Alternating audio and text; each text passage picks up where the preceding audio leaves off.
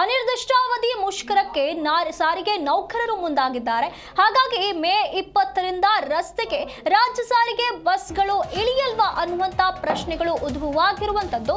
ಮುಷ್ಕರಕ್ಕೆ ಸಾರಿಗೆ ನೌಕರರ ಜಂಟಿ ಕ್ರಿಯಾ ಸಮಿತಿ ನಿರ್ಧಾರವನ್ನ ಮಾಡಿದೆ. ನೌಕರರ ವಿವಿಧ ಬೇಡಿಕೆಗಳ ಈಡೇರಿಕೆಗೆ ಆಗ್ರಹಿಸಿ ಹೋರಾಟ ಮಾಡುವಂತ ನಿರ್ಧಾರವನ್ನ ತೆಗೆದುಕೊಳ್ಳಲಾಗಿದೆ. 4 ಸಾರಿಗೆ ನಿಗಮಗಳ ನೌಕರರು ಮುಷ್ಕರದಲ್ಲಿ ಭಾಗಿಯಾಗ್ತಾರೆ ಅನ್ನುವಂತ ಮಾಹಿತಿ ಬರ್ತಾ ಇದೆ. ಇಲ್ಲಿ ಬೇಡಿಕೆಯನ್ನ ಈಡೇರಿಸುವವರೆಗೂ ನಾವು ಹೋರಾಟವನ್ನ ಕೈ ಬಿಡೋದಿಲ್ಲ ಅಂತ ಹೇಳಿ ವಾರ್ನ್ ಮಾಡ್ತಾ ಇದ್ದಾರೆ.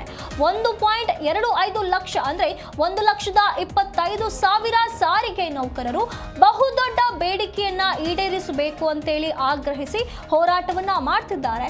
ಇವರಿಗೆ 38 ತಿಂಗಳ ಹಿಂಬಾಕಿ ವೇತನ ಹಾಗೂ 25% ವೇತನ ಹೆಚ್ಚಳ ಮಾಡುವಂತೆ ಒತ್ತಾಯವನ್ನ ಮಾಡ್ತಾ ಇದ್ದಾರೆ. ಬೇಡಿಕೆ ಈಡೇರೋವರೆಗೆ ನಾವು ನಮ್ಮ ಹೋರಾಟವನ್ನ ಕೈ ಬಿಡೋದಿಲ್ಲ ಅಂತ ಹೇಳಿ ಎಚ್ಚರಿಕೆಯನ್ನ ನೀಡಿದ್ದಾರೆ. ನಮ್ಮ ನಿಲುವಿನಲ್ಲಿ ಯಾವುದೇ ಬದಲಾವಣೆ ಆಗಿಲ್ಲ, ಬೇಡಿಕೆ ಈಡೇರಲೇಬೇಕು. 38 ತಿಂಗಳ ಬದಲಾಗಿ 26 ತಿಂಗಳ ಹಿಂಬಾಕಿ ಹಣವನ್ನ ಕೊಡೋದಕ್ಕೆ ಸರ್ಕಾರ ಈಗಾಗಲೇ ಸಿದ್ಧವಾಗಿದೆ. ಆದ್ರೆ ಇದರ ಜೊತೆಗೆ 12 ತಿಂಗಳ ಹಿಂಬಾಕಿ ಹಣವನ್ನ ಸೇರಿಸಿ ಕೊಡಿ ಅಂತ ಹೇಳಿ ನಾವು ಕೇಳ್ತಾ ಇದ್ದೇವೆ.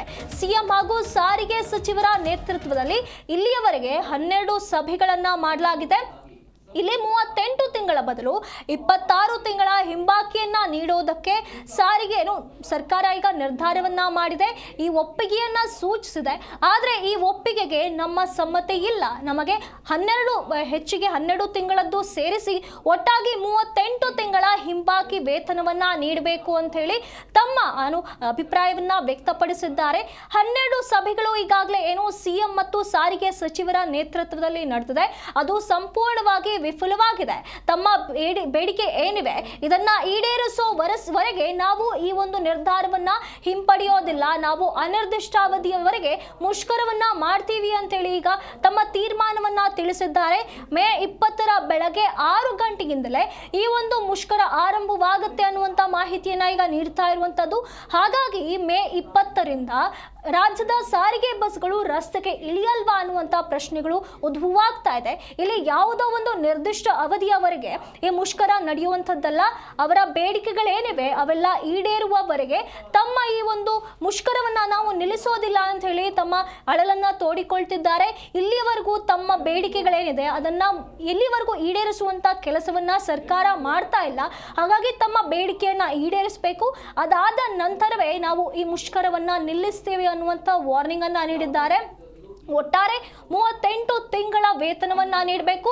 ಹಾಗೆ ತಮ್ಮ ವೇತನದಲ್ಲಿ 25% ಅನ್ನ ಹೆಚ್ಚಿಗೆ ಮಾಡಬೇಕು ಅನ್ನುವಂತ ಮನವಿಯನ್ನ ಇಟ್ಟಿದ್ದಾರೆ.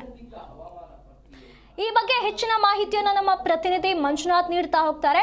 ಮಂಜುನಾಥ್, ಈಗ KSRTC ಸಾರಿಗೆ ಸಿಬ್ಬಂದಿ ಏನಿದ್ದಾರೆ ಅವರು ಮುಷ್ಕರ ಮಾಡೋದಕ್ಕೆ ಮುಂದಾಗಿದ್ದಾರೆ. ಹಾಗಾದ್ರೆ ಅವರ ಬೇಡಿಕೆಗಳು ಯಾವೆಲ್ಲ ಇವೆ?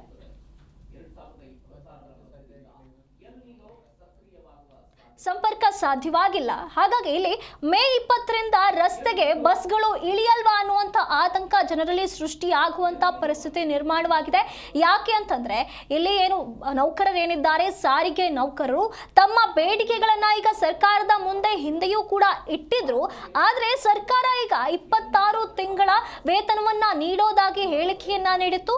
ಆದರೆ ಇದರಿಂದ ಅವರಿಗೆ ತೃಪ್ತಿಯಾಗಿಲ್ಲ. ನಾವು ಈ ಒಂದು ಒಪ್ಪಿಗೆಯನ್ನು ನಾವು ಒಪ್ಪೋದಿಲ್ಲ, ನಮಗೆ ಸಂಪೂರ್ಣವಾಗಿ 38 ತಿಂಗಳ ವೇತನ ಬೇಕು ಅನ್ನುವಂತ ಬೇಡಿಕೆಯನ್ನ ಇಡ್ತಿದ್ದಾರೆ. ಈ ಬಗ್ಗೆ ಹೆಚ್ಚಿನ ಮಾಹಿತಿಯನ್ನ ನಮ್ಮ ಪ್ರತಿನಿಧಿ ಮಂಜುನಾಥ್ ನೀಡ್ತಾ ಹೋಗ್ತಾರೆ. ಮಂಜುನಾಥ್, ಸಾರಿಗೆ ನೌಕರರ ಈ ಒಂದು ಬೇಡಿಕೆ ಏನಿದೆ ಇದನ್ನ ಈಡೇರಿಸುವವರೆಗೂ ತಮ್ಮ ಮುಷ್ಕರವನ್ನ ನಿಲ್ಲಿಸೋದಿಲ್ಲ ಅನ್ನುವಂತ ಮಾಹಿತಿ ಬರ್ತಾ ಇದೆ. ಹಾಗಾದ್ರೆ ಏನೆಲ್ಲ ಬೇಡಿಕೆಗಳನ್ನ ಸರ್ಕಾರದ ಮುಂದೆ ಇಡ್ತಿದ್ದಾರೆ? ಸುನಿಧಿ, ಸರ್ಕಾರದ ಮಟ್ಟದಲ್ಲಿ ಏನು ಸಾರಿಗೆ ಸೇವೆಯನ್ನು ಕಲ್ಪಿಸುವಂತ ಕೆಲಸ ಏನಾಗ್ತಾ ಇದೆಯೋ KSRTC, BMTC, NWRTC ಹಾಗೆ KKRTC ಬಸ್ಗಳ ನೌಕರರು ಅಂದ್ರೆ ಚಾಲಕರು ಮತ್ತೆ ನಿರ್ವಾಹಕರು ಹಾಗೆ ಟೆಕ್ನಿಷಿಯನ್ಸ್ ಕೆಲವೊಂದು ಜನ ಬರ್ತಾರೆ, ತಾಂತ್ರಿಕವಾಗಿ ಕೆಲಸ ಮಾಡುವಂತ ಸಿಬ್ಬಂದಿಗಳು. ಅವರಿಗೆ ಬರೋಬ್ಬರಿ 38 ತಿಂಗಳ ಹಿಂಬಾಕಿ ವೇತನವನ್ನ ಸರ್ಕಾರ ಕೊಡಬೇಕು ಎನ್ನುವಂತ ನಿಟ್ಟಿನಲ್ಲಿ ಇತ್ತೀಚೆಗೆ ಸಾಕಷ್ಟು ದೊಡ್ಡ ಮಟ್ಟದಲ್ಲಿ ಹೋರಾಟ ಕೂಡ ಆಯ್ತು. ಆ ಹೋರಾಟ ಹಿನ್ನೆಲೆಯಲ್ಲಿ ಸರ್ಕಾರ ಕೂಡ ಅದಕ್ಕೆ ಉತ್ತಮವಾದಂತ ಸ್ಪಂದನೆ ಕೊಡುವಂತ ಕೆಲಸ ಆಯ್ತು. ಈ ಸ್ಪಂದನೆ ಕೊಡ್ತಿದ್ದಂಗೆ ಕಳೆದ 2-3 ದಿನಗಳ ಹಿಂದೆ ಒಟ್ಟು 26 ತಿಂಗಳ ಹಿಂಬಾಕಿ ವೇತನವನ್ನ ಅಪ್ರೂವಲ್ ಕೂಡ ಮಾಡುವಂತ ಕೆಲಸ ಸರ್ಕಾರದ ಕಡೆಯಿಂದ ಆಗಿದೆ. ಇದೆಲ್ಲವೂ ಕೂಡ ಒಂದು ರೀತಿಯಾದಂತಹ ಪಾಸಿಟಿವ್ ವಿಚಾರದಲ್ಲಿ ಕೆಲವೊಂದು ಒಂದು ನೌಕರ ಹೇಳ್ತಾ ಇದ್ದಾರೆ. ಇನ್ನೊಂದಷ್ಟು ಜನ ಮಂಡುತನವನ್ನ ಪ್ರಯೋಗ ಮಾಡುವಂತ ಕೆಲಸ ಮಾಡ್ತಾ ಇದ್ದಾರೆ. ಈ ಹಿನ್ನೆಲೆಯಲ್ಲಿ ಬಾಕಿ ಇರುವಂತಹ ಹಿಂಬಾಕಿ ವೇತನವನ್ನ ಸರ್ಕಾರ ಯಾಕೆ ನಮ್ ಕೊಡ್ಲಿಕ್ಕೆ ಹಿಂದೆ ಮುಂದೆ ತುಳಿತಾ ಇದೆ ಎನ್ನುವಂತಹ ವಿಚಾರವನ್ನ ಮನಗಟ್ಟು ಮಾಡಿಕೊಂಡು ಮೇ 20ರಿಂದ ರಸ್ತೆಗೆ ಇಳಿಸಲ್ಲ ನಾವು ಬಸ್ಗಳನ್ನ ಎನ್ನುವಂತ ನಿಟ್ಟಿನಲ್ಲಿ ಅನಿರ್ದಿಷ್ಟಾವಧಿ ಮುಷ್ಕರಕ್ಕೆ ಮತ್ತೆ ಕರೆ ಕೊಟ್ಟಿರುವಂತದ್ದು. 1.25 ಲಕ್ಷ ಸಾರಿಗೆ ನೌಕರರ ಬಹುದೊಡ್ಡ ಬೇಡಿಕೆ ಏನಿದೆಯಲ್ಲ ಅದು ಸಂಪೂರ್ಣವಾಗಿ ಆಗ್ರಹದ ರೂಪದಲ್ಲಿ ಬೇಡಿಕೆಯನ್ನು ಇಡುವಂತ ಕೆಲಸ ಮಾಡ್ತಾ ಇದ್ದಾರೆ. ಒಟ್ಟು 38 ತಿಂಗಳ ಹಿಂಬಾಕಿ ವೇತನ ಹಾಗೂ 25% ವೇತನ ಹೆಚ್ಚಳ ಮಾಡಬೇಕು ಎನ್ನುವಂತ ನಿಟ್ಟಿನಲ್ಲಿ ಮತ್ತೊಂದು ಹೊಸತನದ ರೂಪದಲ್ಲಿ ಒತ್ತಾಯವನ್ನ ಏರುವಂತ ಕೆಲಸ ಏನ್ ಮಾಡ್ತಾ ಇದ್ದಾರೋ ಈ ಒಂದು ಹಿನ್ನೆಲೆಯಲ್ಲಿ ಮುಂದಿನ ದಿನಗಳಲ್ಲಿ ಈ ಒಂದು ಹೋರಾಟಕ್ಕೆ ಕರೆ ಕೊಡುವಂತ ಕೆಲಸ ಆಗ್ತಾ ಇದೆ. ಮೇ 20ರ ಬೆಳಗ್ಗೆ 6ರಿಂದ ಅನಿರ್ದಿಷ್ಟಾವಧಿ ಮುಷ್ಕರಕ್ಕೆ ಕರೆ ಕೊಟ್ಟಿರುವಂತ ಹಿನ್ನೆಲೆಯಲ್ಲಿ ಸದ್ಯಕ್ಕೆ ಸರ್ಕಾರ ಈ ಒಂದು ವಿಚಾರ ಬಗ್ಗೆ ಎಚ್ಚೆತ್ತುಕೊಳ್ಬೇಕು ಎನ್ನುವಂತ ನಿಟ್ಟಿನಲ್ಲಿ ಆಗ್ರಹವನ್ನು ವ್ಯಕ್ತಪಡಿಸುವಂತ ಕೆಲಸ ಮಾಡ್ತಾ ಇದ್ದಾರೆ. 38 ತಿಂಗಳ ಹಿಂಬಾಕಿ ವೇತನವನ್ನ ನೀಡಬೇಕು. 2024ರ ಜನವರಿ 1ರಿಂದ ಮೂಲ ವೇತನ 25% ಏರಿಕೆ ಮಾಡಬೇಕು. ಇದ್ರ ಜೊತೆಗೆ 31% ತುಟ್ಟಿ ಭತ್ಯೆ ಏನಿದೆಯಲ್ಲ ಆ ಒಂದು ಭತ್ಯೆಯನ್ನು ಕೂಡ ನೀಡಬೇಕು, ವಿಲೀನಗೊಳಿಸಬೇಕು ಎನ್ನುವಂತಲ್ಲೂ ಕೂಡ ಒಂದು ರೀತಿಯಾದಂತ ಬೇಡಿಕೆ. ಜೊತೆಗೆ ಮತ್ತೊಂದಷ್ಟು ಬೇಡಿಕೆಗಳು ಕೂಡ ಇವರ ಒಂದು ಮನದಟ್ಟು ಮಾಡ್ಕೊಂಡು ಸರ್ಕಾರದ ಮಟ್ಟದಲ್ಲಿ ತಲುಪಿಸುವಂತ ಕೆಲಸ ಮಾಡ್ತಾ ಇದ್ದಾರೆ.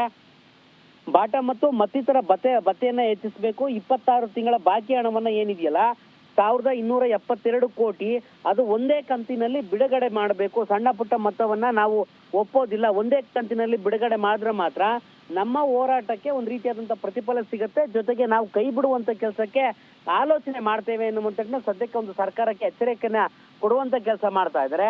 ಈ ಮೂಲಕವಾಗಿ ಸರ್ಕಾರ ಈ ಒಂದು ಬೇಡಿಕೆಗೆ ಸ್ಪಂದಿಸುತ್ತಾ ಎನ್ನುವಂತ ನಿಟ್ಟಿನಲ್ಲಿ ಸದ್ಯಕ್ಕೆ ಕಾದು ನೋಡ್ಬೇಕಾಗಿರುವಂತ ಪ್ರಶ್ನೆ ಅಂತೂ ಕಾಡ್ತಾ ಇದೆ. ಸುನಿಧಿ,